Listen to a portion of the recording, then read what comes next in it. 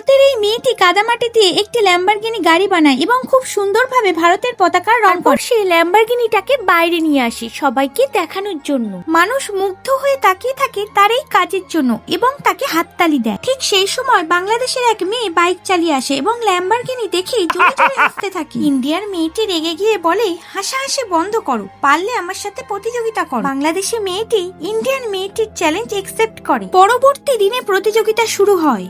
প্রথমে কাদামাটি দিয়ে বাংলাদেশি মেয়েটি একটি চমৎকার BMW গাড়ি বানায়, খুব সুন্দরভাবে বাংলাদেশের পতাকার রং করে। বাংলাদেশের দর্শকরা চিৎকার করে বলে, বাংলাদেশের BMW সুন্দর, বাংলাদেশ জিতবে। পর ইন্ডিয়ার মেয়েটি কাদামাটি দিয়ে একটি ল্যাম্বরগিনি গাড়ি বানাতে শুরু করে এবং সে সুন্দরভাবে ভারতের পতাকার রং করে। ইন্ডিয়ার দর্শক চিৎকার করে বলে, আমাদের ল্যাম্বরগিনি সব থেকে সেরা, ইন্ডিয়াই জিতবে। কিন্তু বিজয়ী নির্ধারণ করা হবে ভোটিং এর মাধ্যমে। বন্ধুরা, তোমরা যদি মনে করো বাংলাদেশের BMW সেরা তাহলে কমেন্ট করো, আর যদি মনে করো ভারতের ল্যাম্বরগিনি সেরা তাহলে একটা কমেন্ট ও সাবস্ক্রাইব করো।